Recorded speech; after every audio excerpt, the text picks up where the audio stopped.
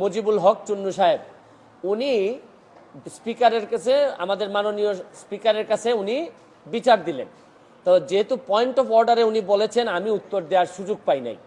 আমার প্রশ্ন হচ্ছে কি, উনি বিরোধিতা করবেন সরকারি দলের, কিন্তু উনি বিরোধিতা শুরু করছেন স্বতন্ত্র প্রার্থীর। এবং কি বিষয়ে বিরোধিতা, উনি তো আরো খুশি হওয়ার কথা যে আমরা আমাদের হিসাব দেওয়া শুরু করছি।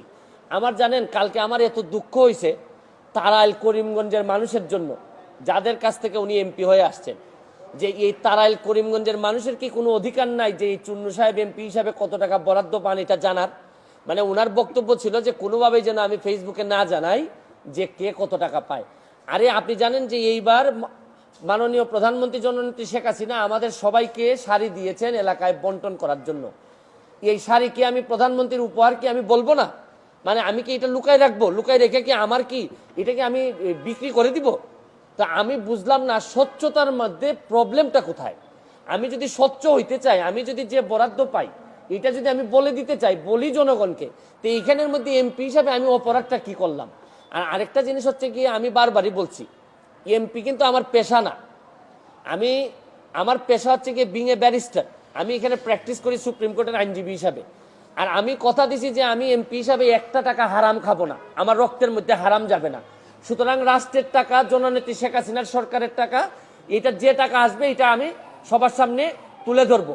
এখন আমার কেন জানি মনে হইতেছে যে মুজিবুল হক চুন্নু সাহেবের হয়তো আমি বলে দেওয়াতে সমস্যা হচ্ছে, যে উনার মনে হয় রাজনীতি করাটাই পেশা। এটা থেকেই উনি সবকিছু নির্বাহ করেন কিনা আমার জানা নাই, কারণ উনার আলাদা কোনো পেশা থাকলে এটা নিয়ে উনি কোনো চিন্তা করতেন না। তবে কালকে উনি একটা বুদ্ধি করে কাজ করছেন, বাকি সব এমপিরা ওনার দলে টানার চেষ্টা করছেন যে 349 জন এমপির নাকি বদনাম হচ্ছে। আরে কি আশ্চর্য কারবার! একটা মানুষ এমপি হওয়ার পর তার বরাদ্দ সে বলবে না যে আপনারা জনগণের এই বরাদ্দ আসছে, আপনারা আপনারটা ভাগ করে নেবেন? এটার বলার মধ্যে শুনেন, এই মুজিবুল হক চুন্নু সাহেব সম্ভবত এই প্রথম বঙ্গবন্ধুর একজন আদর্শের সৈনিকের মুখোমুখি হয়েছেন। এর আগে হয়তো উনি ওইভাবে মিট করেন নাই, কারণ উনি তো হচ্ছেন গিয়ে একজন স্বৈরা শাসক এরশাদের নেতা। স্বৈরা শাসক এরশাদ, যিনি সারা জীবন এরকম জোর জবরদস্তি আর টাকা বানানো ছাড়া তার নেতাকর্মীদের খুব বেশি কিছু শিখাই যান নাই, সবার না, অল্প কিছু নেতাদেরকে, যারা অনেক টাকার মালিক হয়েছেন এরশাদের আমলে।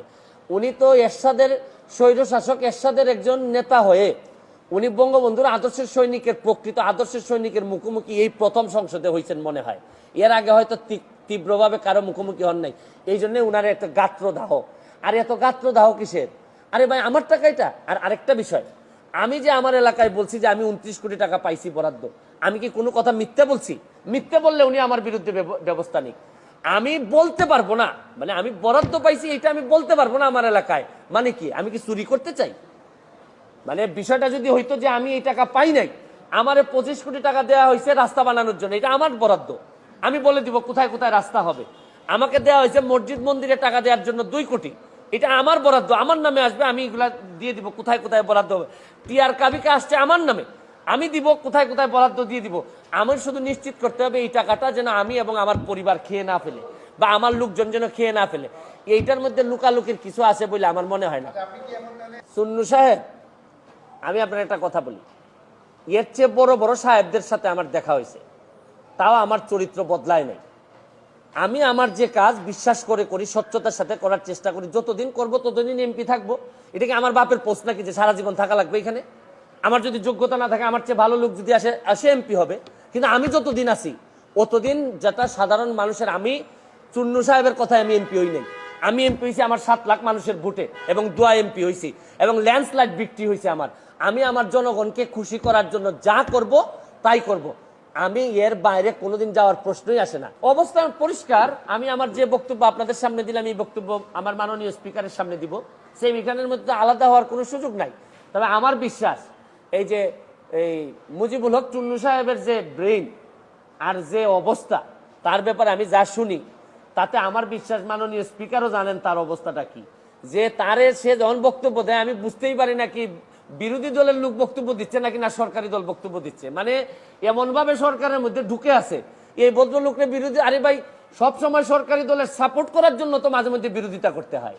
সরকারি দলের মানে আপনি সবসময় ক্ষতি চাইবেন তা না, সরকারি দলের আরে বাপও তো মাঝে মধ্যে ছেলের সমালোচনা করে, ছেলে বাবার সমালোচনা করে। আমার তো মনে হয় যে এই চুন্নু সাহেবরা এমন ভাবে ভিতরে ঢুকছেন, এরা তাদের সক্ষমতা সম্পর্কে কিছু জানেও না, বুঝেও না। কেন যে বিরোধী দল হয়েছে আল্লাহ মাহবুদ জানে। আর এরাও 11 জন, আর আমরা স্বতন্ত্র আছি 62 জন। আমরা তো হিসাবে তো আমরাই বিরোধী দল হওয়ার কথা, কিন্তু এখন কারণে অকারণে আমরা যেহেতু ওনারা একটা দল হিসাবে আসছেন, তা আমরা ওনারা মেনে নিছি। কিন্তু উনি তো সরকারি দলের বিরোধিতা না করে মাশাল্লাহ এখন শুরু করছেন যে স্বতন্ত্র ক্যান্ডিডেট কেন টাকার ঘোষণা দিয়ে দেয়, এই কারণে উনি বিরোধিতা শুরু করছেন। আমার এখন তারাইল আর করিমগঞ্জবাসীর জন্য আল্লাহর কাছে দোয়া করা ছাড়া আপাতত আর কোনো পথ নাই।